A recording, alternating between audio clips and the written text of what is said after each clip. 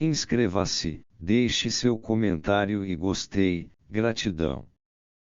Freud. A transferência.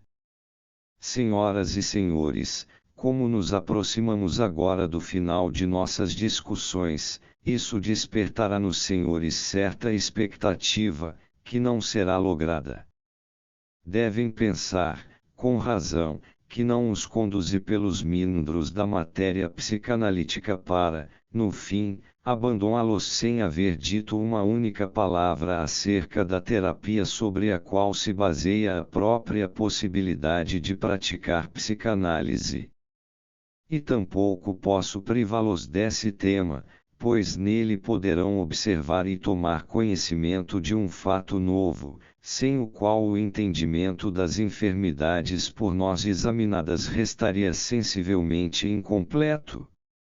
Sei que os senhores não esperam instrução na técnica pela qual praticamos a análise com fins terapêuticos. Querem apenas saber, da forma mais geral possível, de que forma a terapia psicanalítica produz efeito e o que, em linhas gerais, ela consegue fazer. E tem o direito incontestável de sabê-lo. Mas não desejo comunicá-lo aos senhores, insisto em que o descubram por si mesmos. Pensem bem. Agora os senhores conhecem tudo de essencial sobre as condições que levam ao adoecimento, assim como todos os fatores atuantes na pessoa adoecida. Onde se encontra, nisso, um espaço para a atuação psicanalítica? Em primeiro lugar, há a predisposição hereditária, dela não chegamos a falar muito, pois já é enfatizada com veemência em outras áreas e nada temos de novo a dizer quanto a isso. Não creiam, porém, que a subestimamos, precisamente como terapeutas, sentimos com suficiente clareza o seu poder. Não obstante, não podemos modificá-la em nada, para nós, ela permanece algo dado, e algo que impõe limites a nosso esforço. Depois, há a influência das primeiras vivências da infância, a qual costumamos dar primazia na análise, elas pertencem ao passado e não podemos torná-las não acontecidas. Em seguida, há tudo aquilo que sintetizamos sob o nome de frustração real, os infortúnios da vida, que incluem a privação de amor, a pobreza, a dissensão familiar, a má escolha do cônjuge, as condições sociais desfavoráveis e o rigor das demandas morais que pesam sobre o indivíduo. Aí haveria, sem dúvida, ensejos bastantes para uma terapia eficaz, mas haveria de ser uma terapia como a que o imperador José praticou, segundo as lendas populares de Viena, a benfazeja intervenção de um homem poderoso, ante cuja vontade os indivíduos se dobram e as dificuldades desaparecem. Mas quem somos nós para poder adotar essa benevolência como instrumento de nossa terapia? Sendo nós mesmos pobres e socialmente impotentes, obrigados a extrair nosso sustento da prática médica, não temos condição sequer de voltar nossos esforços para os despossuídos, como fazem outros médicos, que se valem de outros métodos terapêuticos.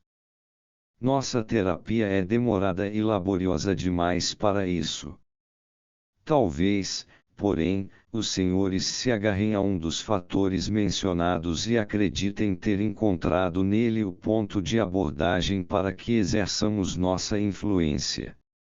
Se a restrição moral exigida pela sociedade participa da privação imposta ao doente, então o tratamento pode dar-lhe a coragem ou mesmo a instrução direta para que ele supere essas barreiras, para que busque satisfação e cura, renunciando à realização de um ideal que a sociedade tanto estima, mas frequentemente não observa.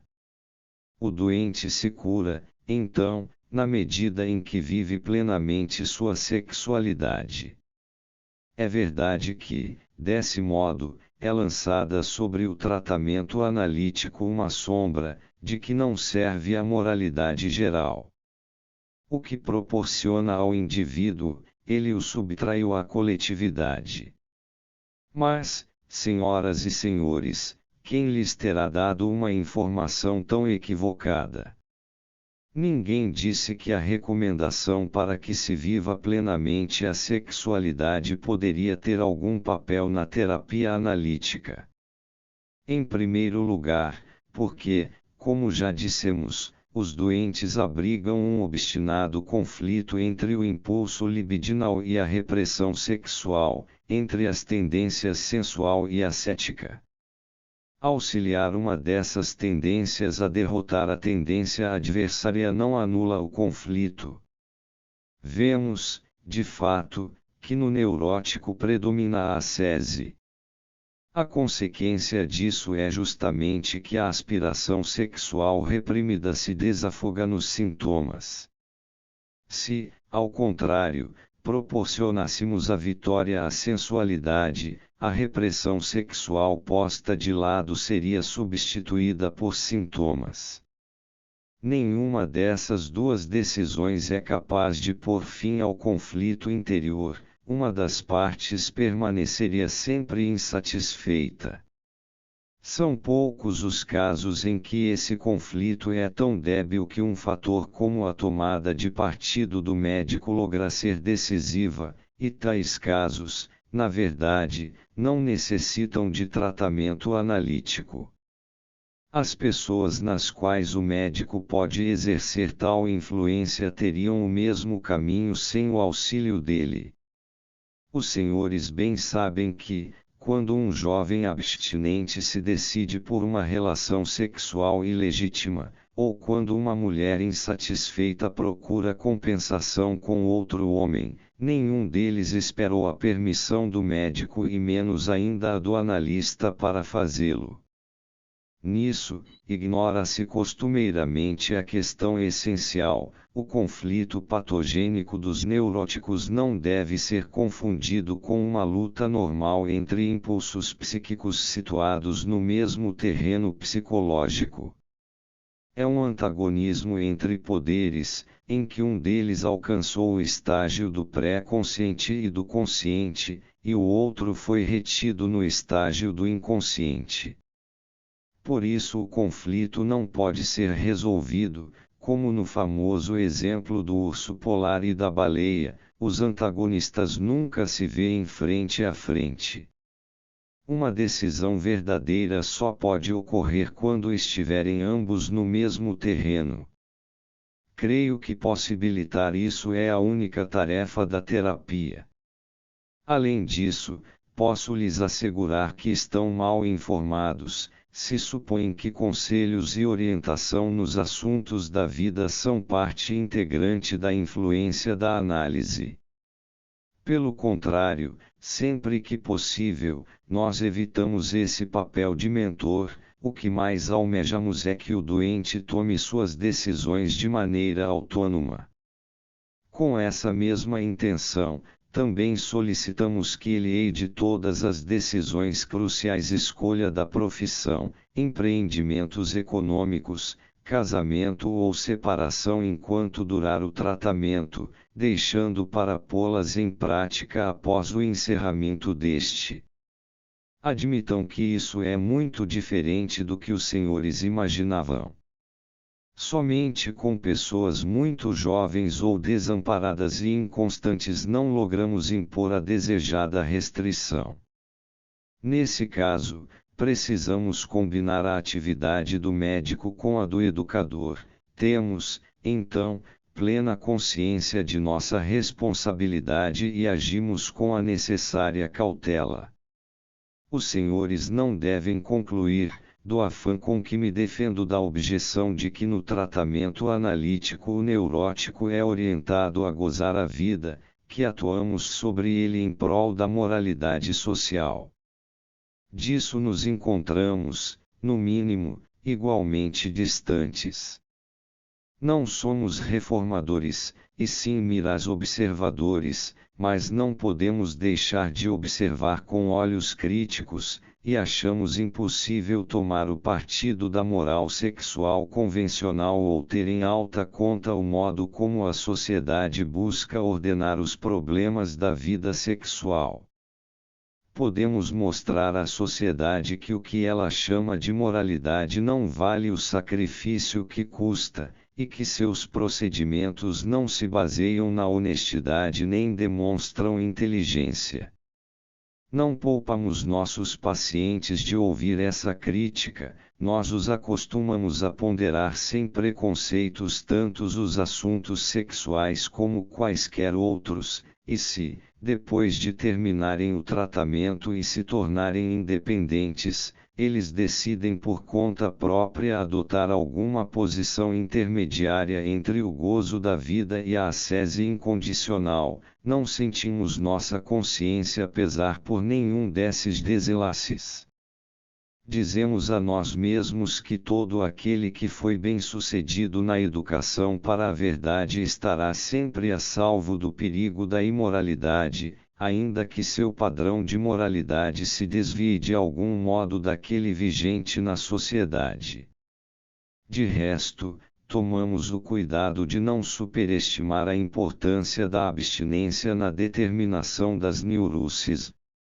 Apenas em uma minoria de casos é possível pôr fim à situação patogênica da frustração, e ao consequente represamento da libido, mediante a espécie de prática sexual que se pode encontrar sem muito esforço. Portanto, os senhores não podem explicar o efeito terapêutico da psicanálise com a permissão que ela daria para gozar sexualmente a vida. Devem olhar ao redor, em busca de outro motivo. Creio que, enquanto rechaçava sua suposição, uma observação minha os terá conduzido à pista certa. Aquilo de que nos valemos deve ser a substituição do inconsciente pelo consciente, a tradução do inconsciente para o consciente. E assim é de fato. Ao fazer o inconsciente prosseguir para o consciente, anulamos as repressões, eliminamos as condições para a formação de sintomas e transformamos o conflito patogênico em um conflito normal, que de algum modo deve encontrar solução. Essa, e nenhuma outra, é a alteração psíquica que provocamos no doente, seu alcance delimita a ajuda que podemos prestar. Onde não há repressão ou um processo psíquico análogo para ser desfeito, nossa terapia nada tem a oferecer. Podemos exprimir o objetivo de nossos esforços mediante fórmulas diversas, tornar consciente o inconsciente, anular as repressões, preencher as lacunas da amnésia, todas dizem a mesma coisa. Mas talvez os senhores não se deem por satisfeitos com essa declaração. Terão imaginado a cura de uma pessoa neurótica como algo diferente, como sua transformação em outra pessoa, depois de ela haver se submetido ao trabalho árduo de um tratamento psicanalítico, e o resultado seria o paciente passar a ter menos material inconsciente, e mais material consciente, do que antes. Bem, provavelmente os senhores subestimam o significado de tal mudança interior. O indivíduo neurótico que foi curado é, de fato, outra pessoa, mas, no fundo, permaneceu o mesmo, naturalmente, isto é, tornou-se o que, na melhor das hipóteses e nas condições mais favoráveis, poderia ter se tornado. Mas isso já é muito.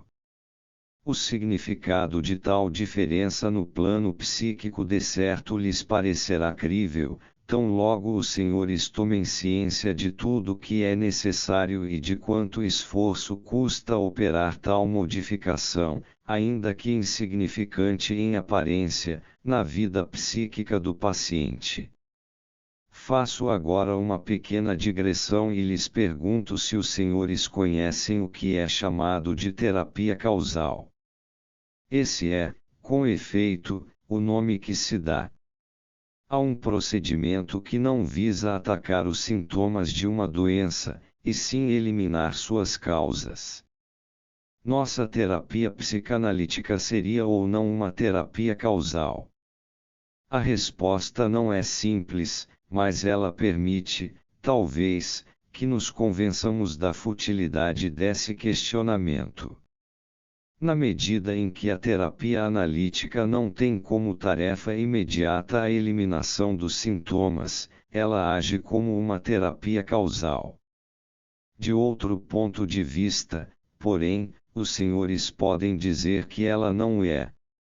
E isso porque, em busca do encadeamento causal, ultrapassamos há muito tempo as repressões, tendo chegado às predisposições instintuais, às suas intensidades relativas na constituição e aos desvios no curso de seu desenvolvimento.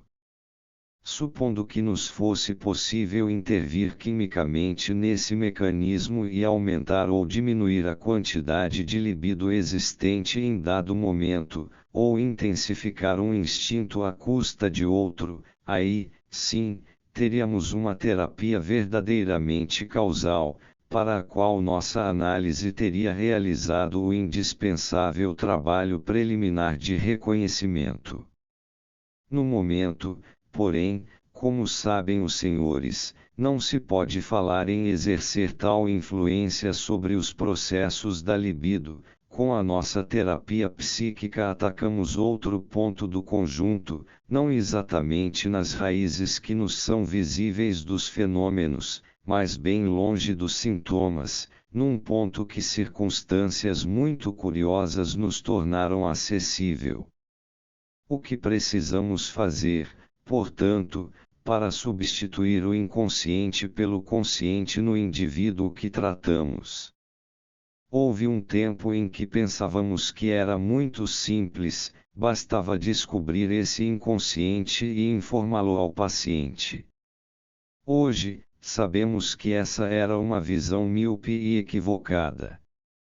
Nosso saber acerca do conteúdo inconsciente não equivale ao saber do paciente. Se apenas o comunicamos, o paciente não o tem no lugar do seu conteúdo inconsciente, e sim ao lado deste, e muito pouco terá mudado.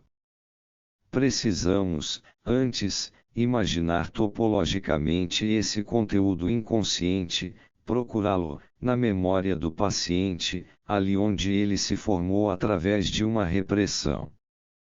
Essa deve ser eliminada, então a substituição do conteúdo inconsciente pelo consciente pode ocorrer sem percalços.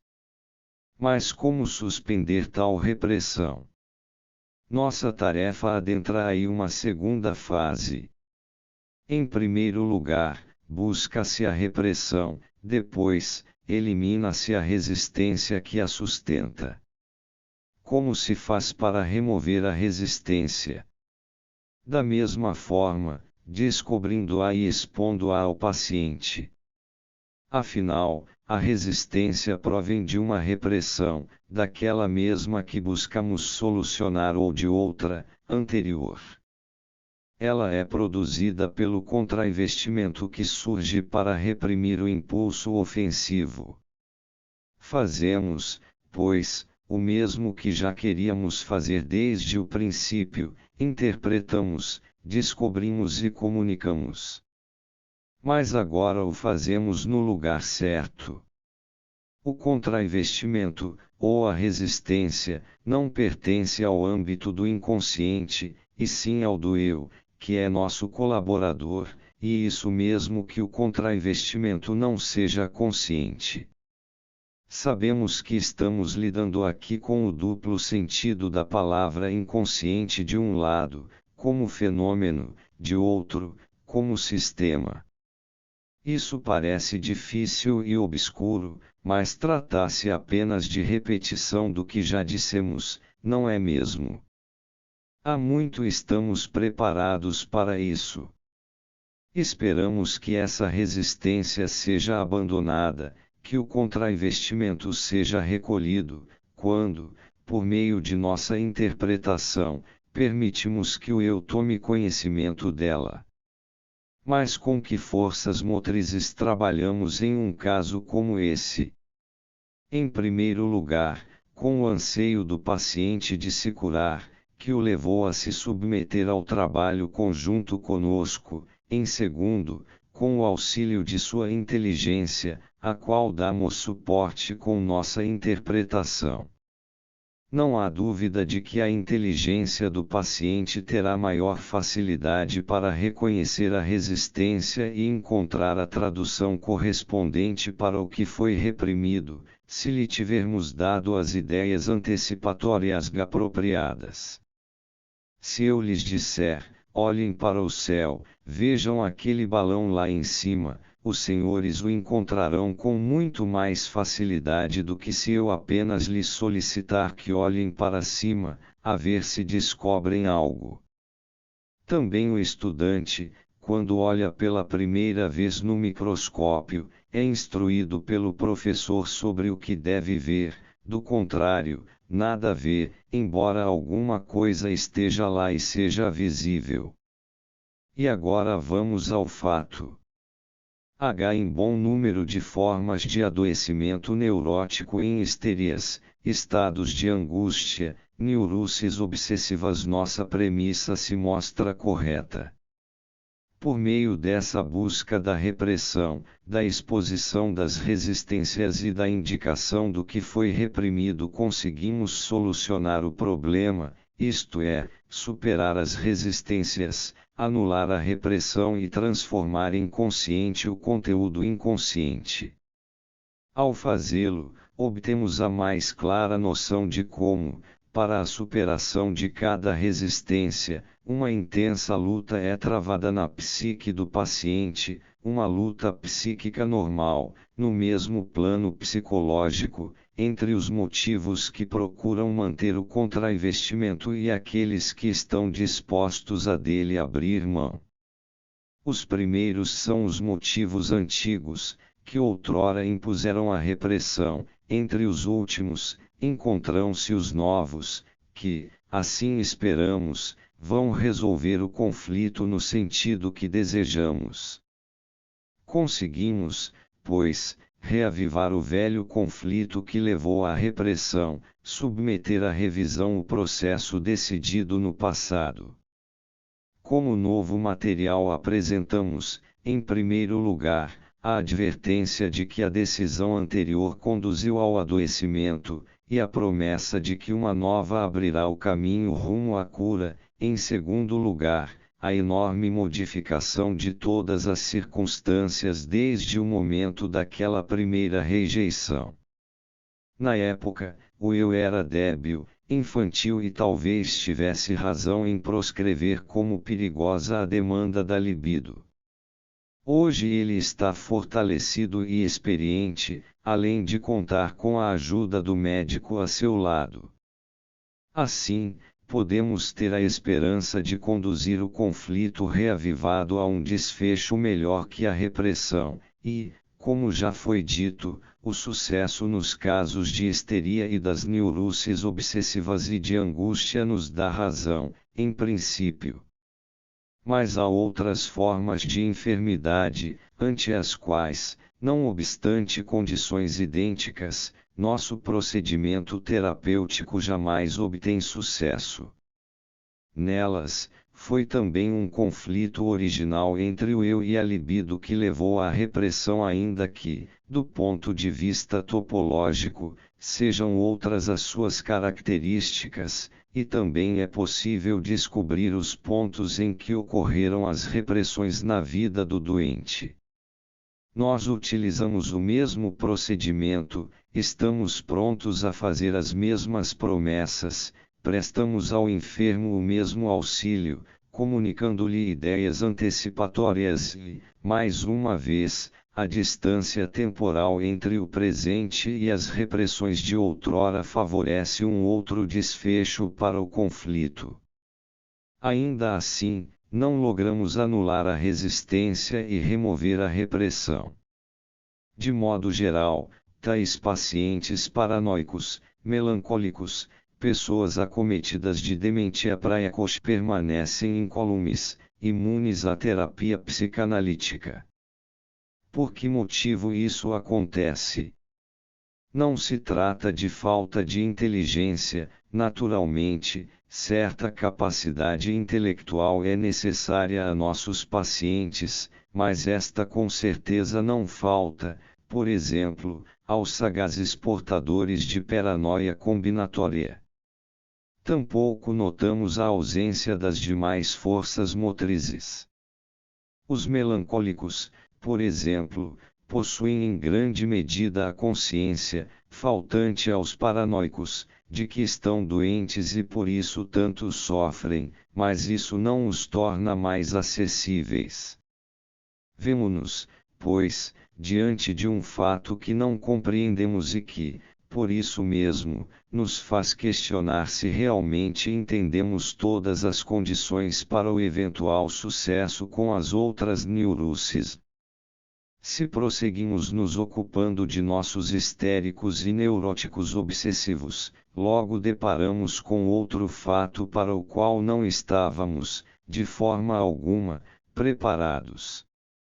Após algum tempo, notamos que esses doentes se comportam de uma maneira muito especial para conosco. Acreditávamos haver explicado todas as forças motrizes em ação no tratamento, pensávamos ter racionalizado por completo a situação entre nós e o paciente, de modo a enxergá-la tão claramente como uma operação aritmética simples, mas então parece infiltrar-se em nossa conta algo que não havíamos considerado. Esse elemento novo e inesperado é, também ele, multiforme.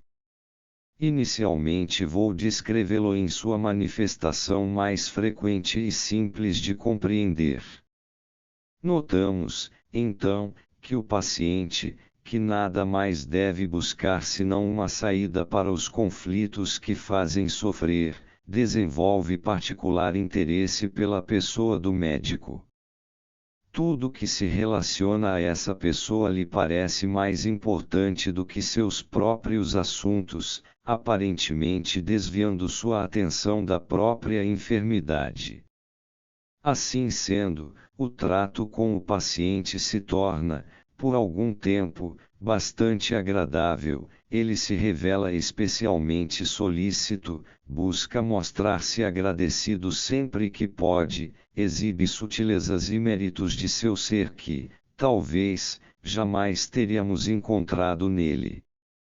O médico forma, então, uma opinião bastante favorável de seu paciente e louva o acaso que lhe permitiu prestar assistência à personalidade tão valiosa. Se tem oportunidade de conversar com parentes dele, ouve com prazer que a simpatia é mútua. Em casa, o paciente não se cansa de elogiar o médico e de louvar sempre novas qualidades dele. É apaixonado pelo Senhor, em quem confia cegamente. Tudo que o Senhor diz é como uma revelação para ele, relatam os parentes. Vez por outra, um par de olhos mais perspicazes se destaca desse coro e diz: já está ficando chato como ele não fala em outra coisa que não seja o Senhor e menciona apenas o seu nome. Cabe esperar que o médico seja modesto o bastante para remeter essa avaliação que o paciente faz de sua personalidade às esperanças que ele lhe dá e à expansão do horizonte intelectual que lhe propicia, com as revelações surpreendentes e libertadoras que a terapia enseja. Em tais condições, a própria análise faz progressos estupendos. O paciente compreende o que lhe é indicado e se aprofunda nas tarefas que lhe são propostas pelo tratamento, é farto o material que lhe flui das lembranças e associações, e ele surpreende o médico com a segurança e a propriedade de suas próprias interpretações, de tal forma que esse último pode apenas constatar com satisfação a boa vontade com que o doente acolhe as novidades psicológicas que, no mundo lá fora, costumam provocar a mais implacável oposição dos saudáveis. A essa bela harmonia durante o trabalho analítico também corresponde uma melhora objetiva, amplamente reconhecida, do estado da enfermidade. Mas um tempo tão bom não pode durar para sempre. Um dia chegam as nuvens. Surgem dificuldades no tratamento, e o paciente afirma que não lhe ocorrem mais associações. Temos a nítida impressão de que o trabalho terapêutico não lhe interessa mais e de que, sem preocupação nenhuma, ele abandona a instrução que lhe foi dada de dizer tudo o que lhe passa pela mente, sem ceder a nenhum obstáculo crítico. Ele se comporta como se não estivesse em tratamento, como se não tivesse feito um trato com o médico. Claramente, ele foi tomado por algo que deseja guardar para si. Essa é uma situação perigosa para tratamento. Estamos, sem dúvida, diante de uma poderosa resistência. O que aconteceu? Quando podemos ver clara a situação, percebemos que a causa da perturbação é o fato de o paciente haver transferido para o médico intensos sentimentos afetuosos, que não se justificam nem pela conduta do médico nem pela relação no tratamento. De que forma essa afeição se manifesta e que objetivos almeja, isso depende, naturalmente, das circunstâncias pessoais dos dois envolvidos. Tratando-se de uma moça e de um homem ainda jovem, a impressão que teremos é a de um enamoramento normal. Julgaremos compreensível que uma moça se apaixone por um homem jovem com o qual passa muito tempo sozinha e discute intimidades, e que lhe aparece na posição vantajosa de alguém superior a ajudá-la, e provavelmente esqueceremos que, numa moça neurótica, seria de esperar uma perturbação da capacidade de amar.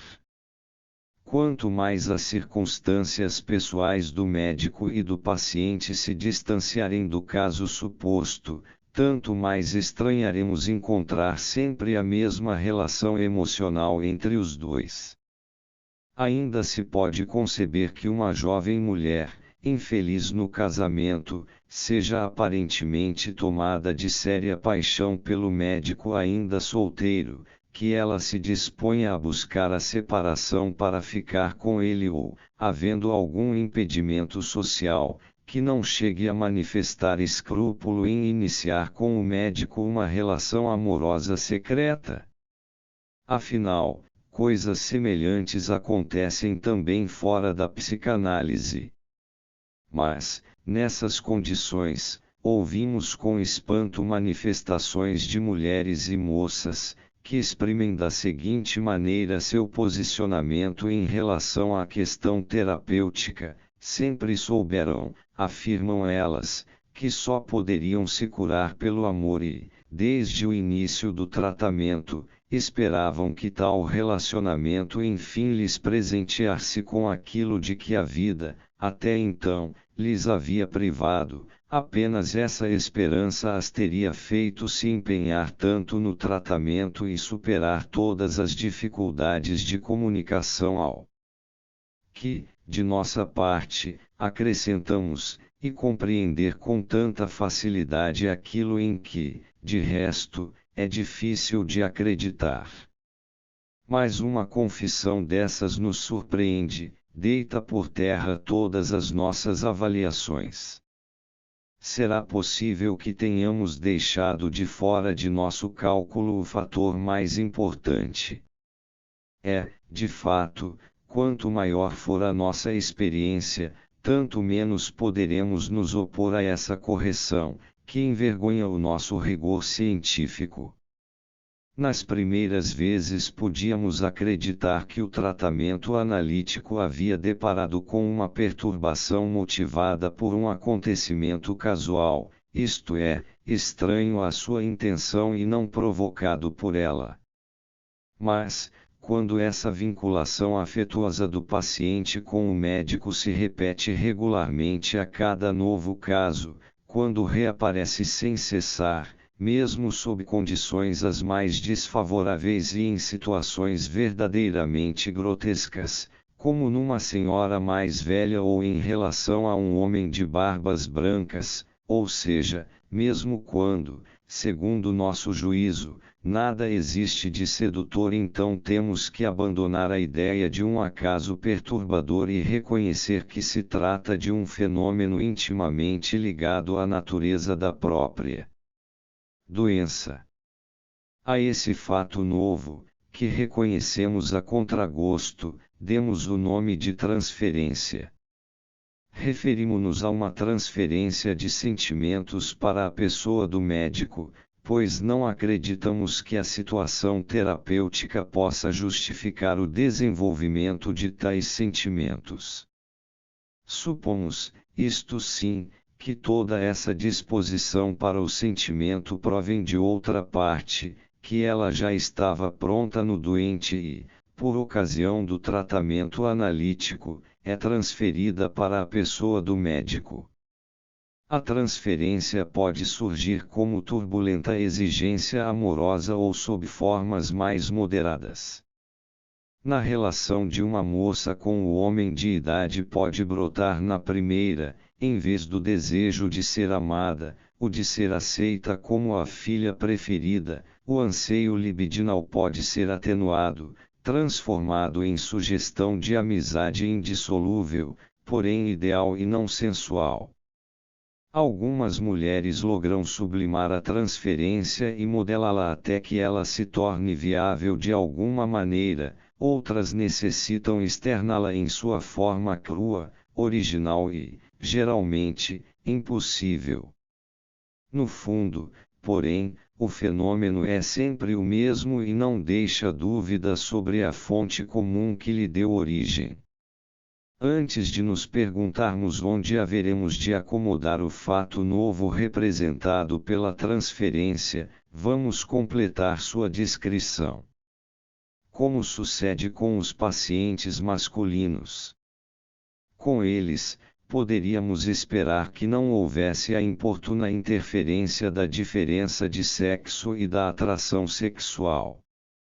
A resposta, contudo, é que não se dá com os homens coisa muito diferente do que ocorre com as mulheres, há o mesmo vínculo com o médico, a mesma superestimação de suas qualidades, idêntica absorção nos interesses dele, o mesmo ciúme em relação aos que lhe são próximos na vida.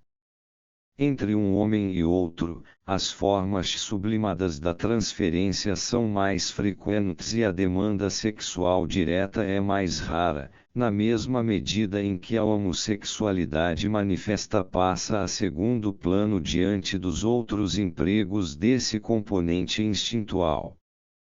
Também nos pacientes masculinos, o médico observa a ocorrência, mais frequente do que nas mulheres, de uma forma de transferência que, à primeira vista, parece contradizer a descrição que até agora fizemos, a transferência hostil ou negativa.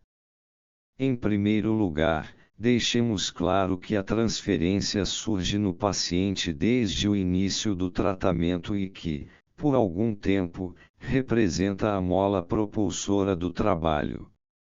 Enquanto atua em favor da análise empreendida em conjunto, nós não a percebemos nem necessitamos nos preocupar com ela. Se, todavia, a transferência se transforma em resistência, somos obrigados a atentar para ela, e vemos que em duas condições diferentes e opostas sua relação com o tratamento se modificou.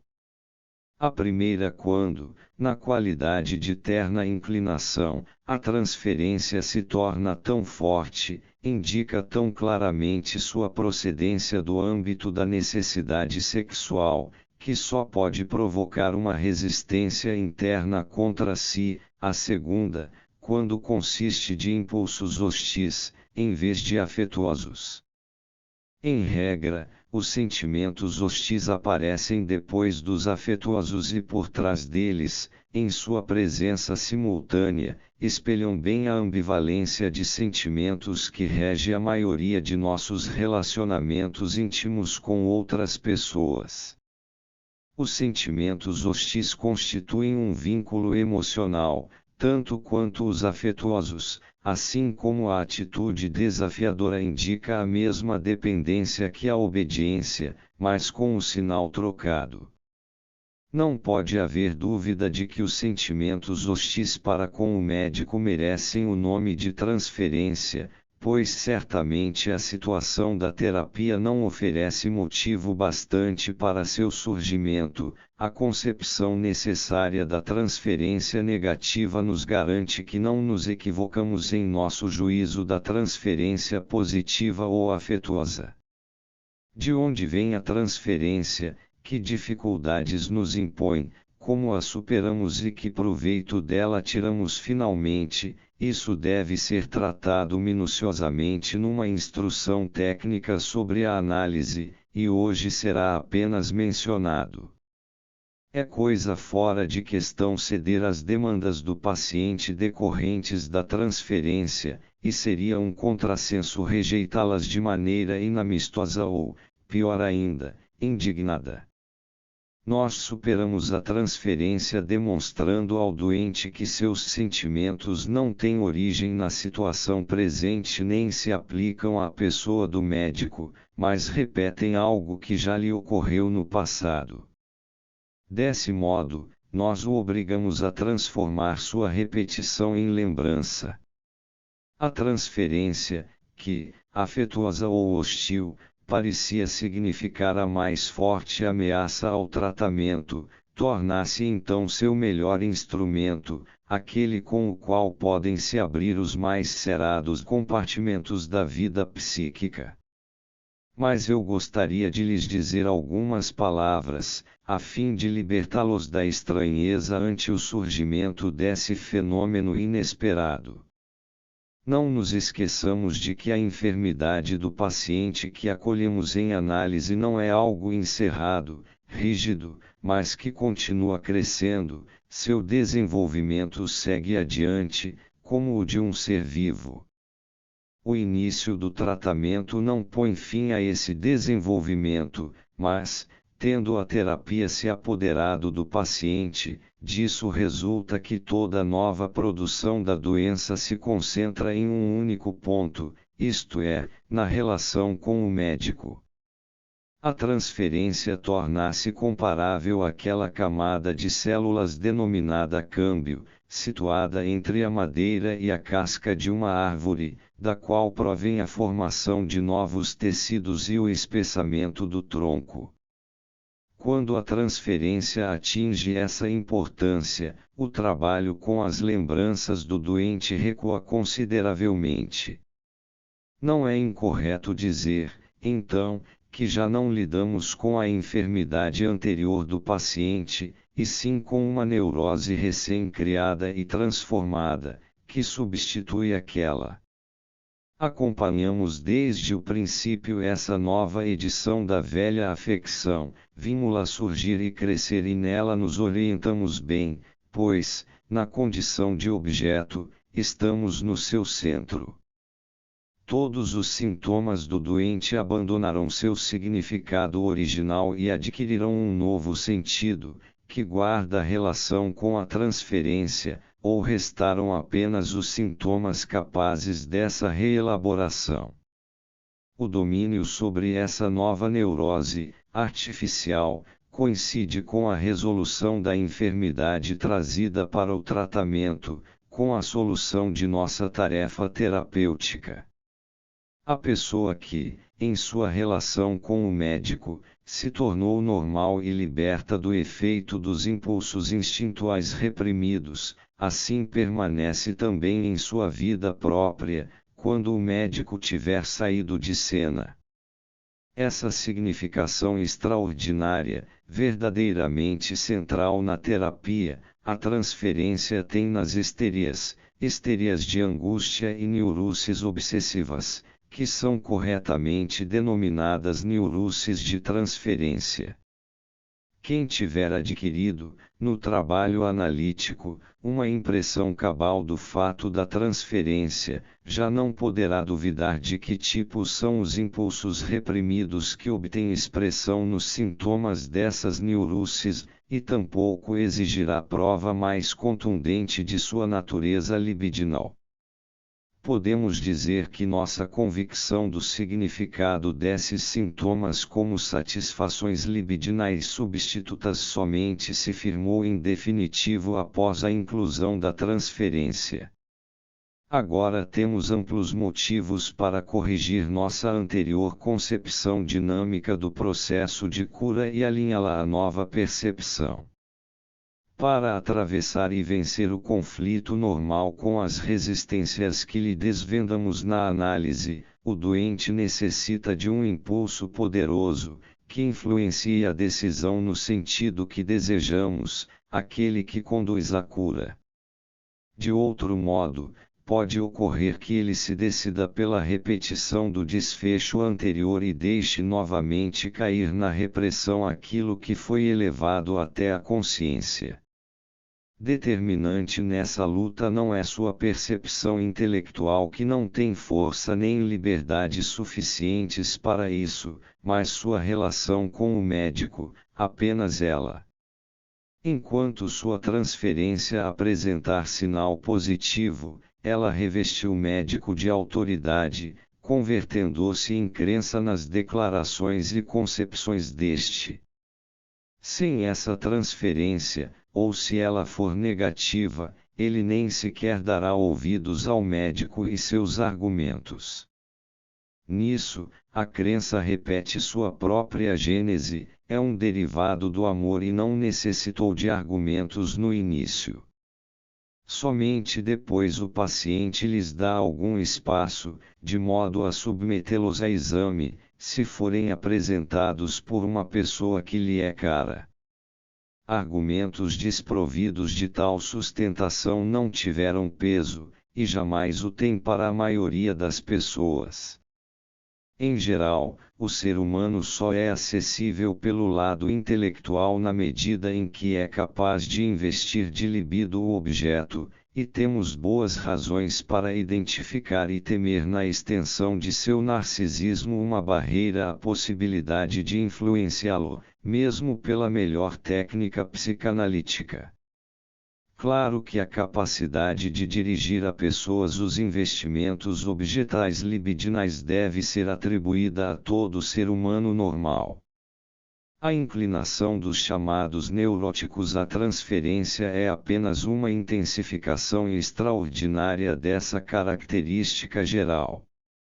Seria muito singular que uma característica humana tão disseminada e importante jamais tivesse sido apontada e avaliada. E isso de fato aconteceu. Com certeira perspicácia, Bernheim fundamentou a teoria dos fenômenos hipnóticos na tese de que todas as pessoas são, de alguma maneira, sugestionáveis, suggestible. Sua sugestionabilidade nada mais é que a inclinação para a transferência concebida com certa estreiteza, pois não inclui a transferência negativa. Mas Bernheim não conseguiu dizer o que é, de fato, a sugestão e como ela acontece. Para ele, era um fato básico cuja origem não podia demonstrar. Ele não percebeu, na suggestibilité, a dependência da sexualidade, da atividade libidinal. e devemos nos dar conta de que abandonamos a hipnose em nossa técnica apenas para redescobrir a sugestão sob a forma da transferência. Mas aqui me detenho e passo a palavra aos senhores, pois noto que há uma objeção que cresce tão rapidamente que, se fosse impedida de se expressar, não os deixaria continuar me ouvindo. Pois bem, o senhor finalmente admitiu que trabalha com o auxílio da sugestão, como o hipnotizador. Era o que vínhamos pensando há um bom tempo. Mas, então, por que o longo rodeio pelas lembranças do passado, o descobrimento do inconsciente, a interpretação e tradução retrospectiva das deformações, o enorme dispêndio em matéria de esforço, tempo e dinheiro, se a única coisa eficaz é a sugestão? Porque o senhor não utiliza a sugestão diretamente contra sintomas, como fazem os outros, os honestos hipnotizadores. Além disso, caso pretenda se desculpar pelo rodeio, invocando as numerosas descobertas psicológicas significativas que teriam se ocultado com sugestão direta, quem garante a certeza dessas descobertas? Não serão produto também da sugestão não intencional. O senhor não poderia, também nesse campo, impor ao paciente aquilo que deseja e que lhe parece correto. A objeção que os senhores me fazem é interessantíssima e tem de ser respondida. Hoje, porém, já não posso fazê-lo, falta-nos o tempo para isso. Fica para a próxima vez. Os senhores verão que lhes darei satisfações. Hoje devo terminar o que comecei. Prometi que, mediante o fato da transferência, eu os faria compreender por que nossos esforços terapêuticos não têm sucesso com as neuroses narcísicas. Posso fazê-lo em poucas palavras, e os senhores verão com que facilidade o enigma se resolve e como tudo se encaixa muito bem. A observação mostra que aqueles que sofrem de neuroses narcísicas não possuem capacidade de transferência, ou possuem apenas resíduos insuficientes dela. Rejeitam o médico, mas não de maneira hostil, e sim indiferente. Por isso não podem ser influenciados por ele. O que o médico diz os deixa frios, não lhes causa nenhuma impressão. Por isso não pode se produzir neles o mecanismo de cura que fazemos funcionar nos outros, a renovação do conflito patogênico e a superação da resistência devida à repressão. Eles permanecem como são. Com frequência, já fizeram por conta própria tentativas de se restabelecer, que tiveram resultados patológicos. Nisso não podemos nada mudar. Com base em nossas impressões clínicas desses pacientes, afirmamos anteriormente que neles o investimento objetal deve ter sido abandonado, e a libido objetal, transformada em libido do eu. Por essa característica nós os distinguimos do primeiro grupo de neuróticos, os que sofrem de histeria, neurose de angústia e neurose obsessiva. Tal suposição é agora confirmada por seu comportamento ante a tentativa terapêutica. Eles não demonstram transferência, e por esse motivo são refratários a nossos esforços, não podem ser curados por nós.